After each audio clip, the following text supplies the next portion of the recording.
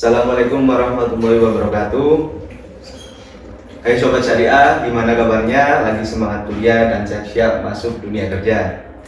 Pasti dong, masa muda ini kan waktunya buat berkreasi dan mengejar mimpi. Nah, buat kamu yang lagi persiapan buat masuk dunia kerja setelah lulus kuliah, podcast ini cocok banget buat kamu.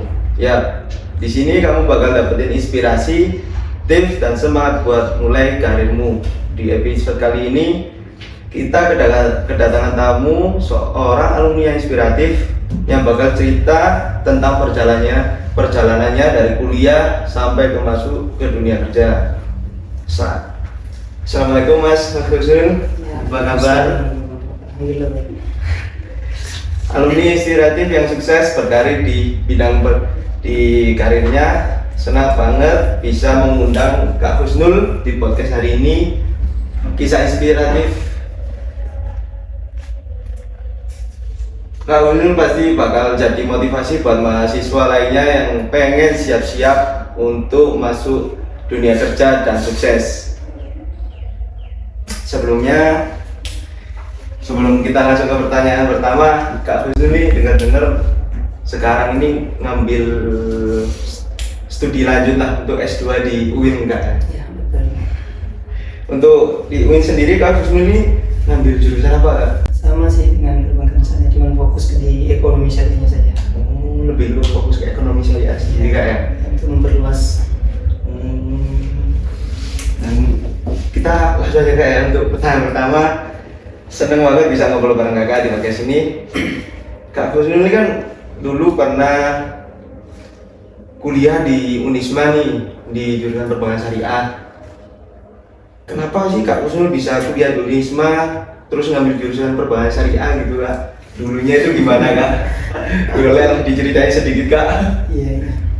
Jadi dulu itu saya memang direkom dari pondok itu untuk kuliah di sini.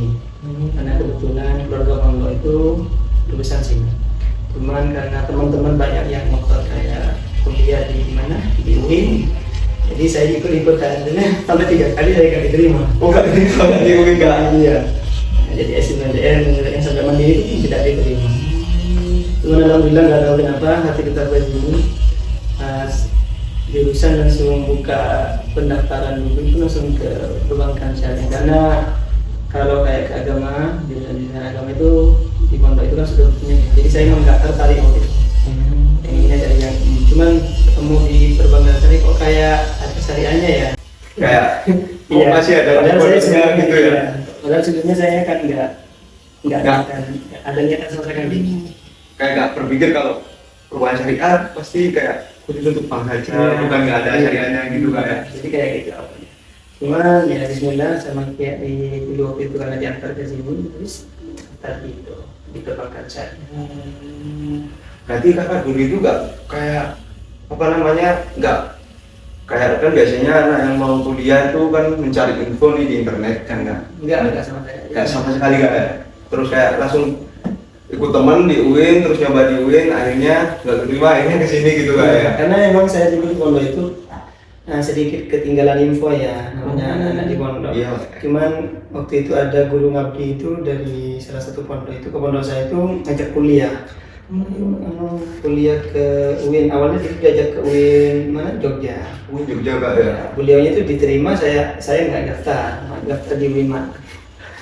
Malah daftar di UIN Malang, bukan di Iya. Jogja, Kak, ya. Tapi sebenarnya itu kan dulu niatnya kalau saya keluar, makanya nggak dapat info yang di sini kayak dunia di Indonesia lah, kuliah di Indonesia. Jadi dulu karena emang motor ke Madinah. Oh, berarti Kakak pernah dulu rencana mau ke Madinah? Angin tujuan ini saya tidak jadi. Di Madinah itu Kakak mau kuliah Ya, atau kuliah. gimana gitu? Kuliah. Kuliah, berarti udah pernah nyoba kuliah di Madinah gitu, Kak? Belum. Maksudnya kayak Jadi udah saya pernah sudah, ya daftar? rencana sama keluarga sudah dibatalkan di sana.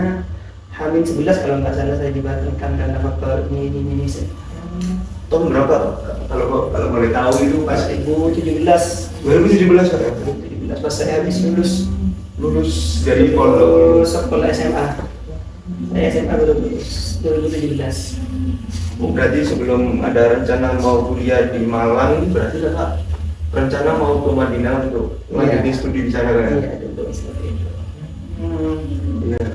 Dan apa sih Kak yang bikin kakak milih jurusan perguruan syariah waktu itu? Kan pas pendaftaran nih Kak ya, kan pasti kan banyak nih yang kayak jurusan-jurusan yang wah ini cocok nih buat aku gitu Kak. Iya, awalnya itu sama Kiai sebenarnya dia mau didaftarkan di kedokteran. Oh, ke dokter? Iya, dia kedokteran sini, cuman karena latar belakang saya IPS waktu itu bukan IPA, di kedokteran ini memang nggak diterima kalau di sini. Sepintar apapun kalau bukan IPA di FK Unisma memang nggak diterima. Dia harus IPA paling tidak. Ini mah harus IPA. Ya, IPS itu pasti nggak diterima udah. Jadi sama kayak coba kamu cari-cari sendiri dulu. Saya buka minta brosur. Iya. Ternyata kok ada perbankan syariah. Awalnya melihat ekonomi dan bisnis sih. Yo, lihat fakultasnya ya. Bukan jurusannya. Terus saya lihat manajemen sama akuntansi, nggak kenal sama sekali saya di Pondok. Kayak nggak ada basic gitu kan? Iya, nggak ada basic sama sekali. Jadi saya ngambil di perbankan syariah. Mungkin kalau syariah ya adalah sedikit gitu. Tapi Tapi ternyata pas waktu kuliah itu emang banyak yang sudah dipelajari di pondok itu banyak. Kayak pengulang lagi kan? Iya. Kayak di pondok terus di sini gitu kan? Iya, tinggal mengembangkan saja. Terus kayak nambah-nambahin sedikit tentang bank syariah Iya, gitu kan? cuman nambah akad. Gitu kan? Iya. Dan informasi yang kami dapat itu Kak Gusnul ya, ini mendirikan rumah ngaji ya Kak ya? Boleh ceritain nggak sih Kak yang membuat Kakak gerak untuk mendirikan rumah tersebut Kak? Di sini gitu Kak? Jadi dulu saya sebenarnya waktu itu kan tinggalnya di perumahannya dosen poltek. Ngajar di salah satu TPK, ada TPK. Cuman waktu itu saya nggak berkembang karena beda metode. Iya, jadi saya bawa metode dari pondok, di sana metodenya beda. Jadi kayak saya mau mengembangkan nggak bisa. Dan alhamdulillahnya itu tiba-tiba saya itu dibawa dosen saya ke tempatnya beliau di Pakis, kalau iya di Pakis. Nah, waktu itu baru saya pindah itu kan corona. Iya ya, oh iya 2019. 2020 saya pas tanggal 1 itu saya pindah. Oh 2020 gitu Pas ya? tanggal 1 pokoknya saya pindah ke Pakis itu. Jadi berpindah itu corona.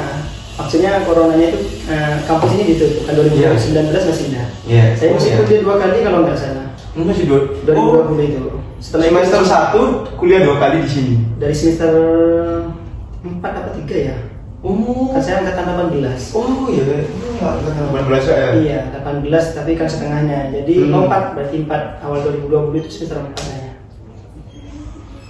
Berarti corona Nah, jadi corona bingung. Iya Kak. Jadi saya nyoba. Awalnya saya ngikut ada salah satu alumni sini itu beliau itu mendirikan juga rumah apa gitu. Rumah Semacam Al-Quran juga lah. Oh. Saya ngikutin itu. Cuman karena untuk mendapatkan siswa itu santri itu kayak ngerebut lah. Iya, ya. Kan ada grupnya gitu. Kok saya nggak enak. Jadi saya nyoba buat sendiri. Oh berarti Kakak coba buat sendiri. Iya, buat sendiri. Waktu itu pas saya buka baru 3 hari itu sudah permintaan banyak banget. Itu Kakak bukanya itu di Pakistan berarti Kak? Iya, online waktu itu. Oh, online. Masih online. Oh iya, lewat corona FB kan? saya, iya. Corona nggak? Waktu itu saya masih lewat FB penyebarannya. Ya penyebarannya itu di grup-grup semuanya saya yang ada di grup itu kayak meskipun grup jual beli burung saya share di situ. Langsung share ke situ udah. Pokoknya di share yang pernah saya ikutin itu, di grup-grup kayak gitu. Apalagi grup Malang Raya, grup Info Malang, pokoknya yang ada. Sampai banyak permintaan, saya sampai bingung mau ngejak siapa. Waktu itu corona, ada yang minta online, ada yang minta data. Jadi saya waktu itu masih kerjasama dengan mahasiswa Alikam. Oh, Alikam Kerayang di sini. Di Suhat. Di Suhat. Ya. Oh iya. Kebanyakan di situ teman-teman dulu yang bantu saya. Karena kan orang les dulu itu kan kadang minta perempuan, saya nggak nemu. Iya. Kalau minta laki-laki mungkin teman-teman kadang kalau cewek yang minta yang les kan mintanya cewek juga. Iya, cewek juga. Ya, jadi waktu itu saya kerjasama dengan mahasiswa Alikam. Kalau di Alikam itu kan kebanyakan tahfidz. Iya, tahfidz kayak. Iya, apalagi alumni pondok kan. Iya, rata-rata alumni pondok lah dari Alikam itu. pasti bisa untuk Ya, jadi kerjasama. guys, percaya diri. Ayo kalau mau bantu. Saya nggak ngurus, cuman saya ngurusin. Bu, ini dari saya sudah saya percayain, jadi insya Allah sama dengan saya. Tak gituin aja. Jadi alhamdulillah katanya pas saya tanya itu kayak alhamdulillah Mas berkembang. Itu berjalan berapa tahun nggak? Sampai sekarang. Sampai sekarang masih Iya. berjalan nggak? Dan terus sampai kayak apa namanya? Cuman waktu itu saya karena sudah saking banyaknya saya juga full waktu itu. Saya pasrahkan ke teman-teman yang di Alikam itu untuk melanjutkan itu. Jadi saya megang sendiri untuk yang saya. Oh, sekarang kakak megang sendiri. Iya, karena kan kadang setiap bulan itu awal bulan, kadang akhir bulan itu kan diserbu sama Oh, iya. wali santri. Dia kayak dihubungin terus sama wali santri itu. Gimana kayak berkembang dan apa. Berarti itu sistemnya itu masih kayak pertama tadi nggak kayak online terus datang. Iya, ada yang online, ada yang datang. Berarti kayak belum sampai kayak punya apa namanya kayak Tempat belum, saya Enggak. belum. Nah, cuman kebetulan di masjid yang saya tempatin itu ada TPK-nya waktu itu kan libur ya. Jadi Iya. saya masuk, saya yang mengembangkan sistemnya itu yang saya sampaikan LPTKA atau PIK. Kalau LPTKA itu Lembaga Pendidikan Taman Kanak-kanak Al-Quran, jadi dasar untuk menguasai Al-Quran dasar.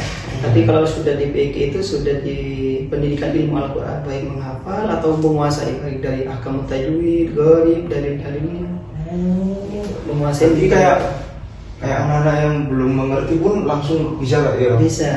Berarti kayak anak-anak yang kan biasanya ada sekarang gitu kan Kak, banyak nih pondok pesantren yang kayak khusus tahfidz nih, kayak pondok pesantren khusus tahfidz untuk pengajaran Al-Quran gitu.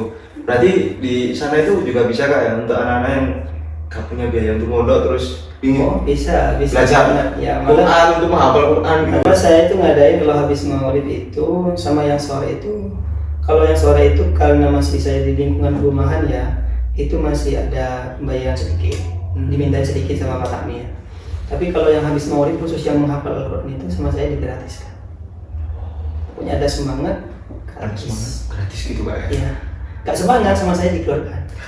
Langsung gitu Kak, langsung keluar gitu Kak. Pokoknya kalau nggak semangat dikeluarkan, semangat saya bina habis maghrib itu. Itu ada batasan umur apa Kak? Kayak harus umur SMP lah, kayak SMP itu Nggak masih ada. 10, 12 gitu. Nggak ada. Nggak Malah ada. murid saya malah lebih banyak yang kelas 3 SD itu sudah hafal, ada yang 7 sekarang. 7 juga. Ya. Udah dapat beasiswa malah sekolah. Banyak yang kayak gitu. Kecuali yang masuk di sekolah negeri itu yang nggak bisa. Cuman kalau swasta kayak men meskipun Iya. negeri, alhamdulillah Kayak MTSN gitu, Iya. gitu Kak. itu Bisa. banyak yang dapat beasiswa. Bisa.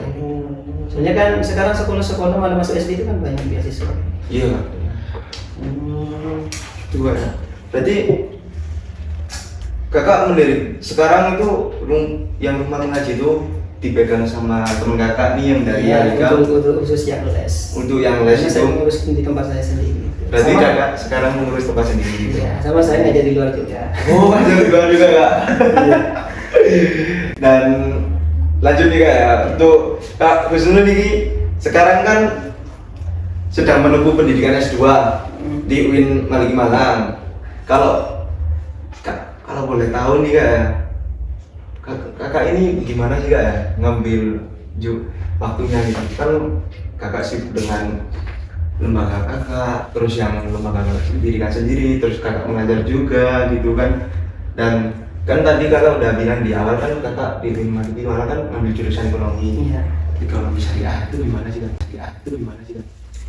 Sebenarnya kalau kuliah itu di UIN itu nggak begitu terbeban ya, karena kuliahnya cuma 1 minggu 2 kali. Oh, 1 minggu 2 kali Kak? Iya. Berarti Alhamdulillahnya itu kan kalau di UIN itu kayak dosen itu bisa diatur. masih bisa Waktu ya, waktunya ya Dosennya. ya jadi waktunya maksudnya. Kadang kan kalau dari jadwal keluar, kalau semester 1 dulu itu keluar 4 hari. Nah, tapi ya, sama anak-anak itu kayak diajak, Bu, jadikan 2 hari. Jadi cuma waktu itu semester 1 Rabu Kamis. Oh bisa Bisa. negosiasi Kak? Bisa banget. Waduh, Gimana minta online kalau yang siap 80% ya online. Aduh, langsung gitu Kak? Iya, enaknya gitu. Enaknya gitu Pak? Dan ke lembaga sama ke tempat-tempat saya les itu nggak begitu terganggu karena saya kan mulainya dari habis subuh. Jadi habis subuh sampai jam 7 selesai. Itu untuk kuliah sampai paling tidak kan kuliah pulang jam 3 ya. 3 jam 4 lah. Nah, jadi habis asar saya ngajar lagi, habis maghrib, habis isya terus kayak gitu. Jadi nggak terganggu sih, kan nggak pernah terganggu. Cuma kadang ada yang dosen mendadak minta ganti itu yang mau tidak mau kadang harus meliburkan salah satunya. Harus ya akhirnya egois ke iya, gitu kan. tetap ke pendidikan dulu. Tetap ke pendidikan dulu ya. Sampai baru ke lembaga gitu Baru kan. ke lembaga ya. Jadi kalau malam kan nggak begitu terganggu. Cuma sorenya kadang yang terganggu saya. Sorenya itu Pak. Iya, Kan sorenya. kuliah itu kayak sampai sore gitu Pak. Ya cuma Rabu Kamis itu aja. Rabu Kamis itu aja. Iya dulu semester satunya, terus semester 2 nya juga Rabu Kamis sama semester 2 nya itu Senin Selasa, semester 3 nya ini Rabu Kamis juga. Oh, kembali lagi ke Iya. semester 3 ini Kak. Iya. Kak, kamu ini pernah gak kayak ngerasa ngeluh nih kayak capek sekali nih untuk terus-terusan kayak gini gitu Kak? Pernah gak Kak? Kayak gitu? Kalau capek ya pasti ya. Iya, capek pasti Saya ya. kan ada habis subuh, kuliah kadang jam 7 gitu. Iya. Ada jam 7.30 kan. Kan sibuk apa habis subuh loh Kak, habis subuh Iya. terus sampai sore lagi Kak gitu loh Kak. Ini Terus sampai malam, Kak. kuliah tugas-tugasnya gitu loh Kak. Ya jadi untuk kuliah itu kan 2 hari kayak Iya. yang saya bilang. Jadi untuk tugas ya setelahnya itu kan saya paginya itu sering nganggur. Kalau nggak ada kuliah itu, Iya. makanya dibuat buat tugas. Jadi kayak dari Jumat sampai Selasa lah kalau masuk Rabu Kamis itu kan nggak ada apa-apa paginya saya. Iya, Buat istirahat. Istirahat Iya, gitu jadi kan. dimanfaatkan untuk tugas. Kalau untuk refleksi sendiri Kak, kalau Kakak refleksi sendiri itu kemana Kak? Kan dari kesibukannya segitu banyaknya nih Kak ya, kayak ngurusin lembaga Kakak, terus kerjaan Kakak gitu, kuliah Kakak, refleksinya itu loh Kak, kapan gitu? Kalau saya malah lebih enak sama anak-anak tetap. Oh, lebih apa? Malah saya kalau lagi les anak-anak yang hafalin Al-Quran kan gitu Iya. ya. Itu malah saya tenang meskipun secapek apapun itu. Beda Kak, beda. Makanya anak-anak kadang hafal. Iya. Lebih seneng kayak gitu. Cuma kalau masalah refleksi ya pastilah. Iya Kak, namanya manusia kan Iya. ya, butuh Tetap ada, refleksi. tapi kalau saya sendiri itu kayak lebih ke nyaman sama anak-anak. Nyaman sama anak-anak Iya, lagi. ya, karena yang di masjid itu mau itu kan paling tinggi itu kelas 5 sekarang ya. Ya, kelas 5 SD Pak? Iya, paling tinggi yang hafalin itu ya. Jadi senang gitu, apalagi kayak punya anak sendiri. Oh, kayak punya anak sendiri gitu kan? Iya, Kayak suka ya. belum nikah tapi waduh udah punya anak banyak nih. Kayak ikatan Iya. batin sama anak-anak itu sudah terasa ya. Kan? Setiap hari ketemu Iya, gitu kan? setiap hari ketemu manja meskipun saya belum ngerasakan. Kan kecil-kecil kan? Iya, itu kan saya ngimamin maghrib. Iya. Nah, setelah kadang meskipun maghrib itu saya ngimamin aja, habis sholatnya itu merasa capek banget. Tapi kalau pas di lantai 2 ya, naik ke atas ketemu anak-anak senyum itu sudah gimana rasanya? Udah hilang. Iya, Iya, capeknya hilang gitu ya. Iya kayak gitu ya. Malah saya lebih suka kayak gitu. Dan untuk pertanyaan terakhir nih Kak ya, untuk sebelum penutup nih, menurut Kak Husnul nih, apa kunci sukses buat mahasiswa yang pengen sukses di dunia kerja dan aktif di kegiatan sosial? Kayak Kak Husnul nih, aktif di kegiatan sosial, sukses juga di pendidikan sampai S2, terus juga bekerja.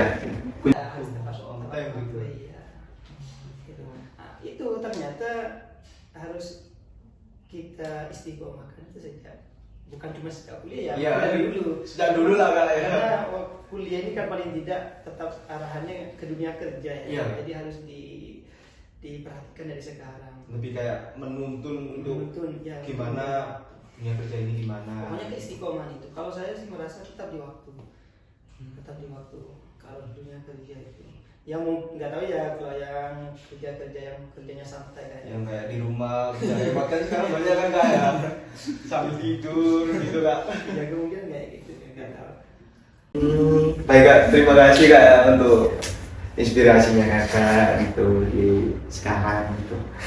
Dan bagi teman-teman ingat dari Kak Husnul lagi untuk kunci sukses itu adalah istiqomah, tekun, dan jangan bosan untuk melakukan apapun yang itu baik sifatnya. Dan terima kasih Pak banyak lagi untuk inspirasinya Kak Husnul untuk memotivasi sobat-sobat syariah sekarang. Sukses terus untuk karirnya Kak Husnul. Amin.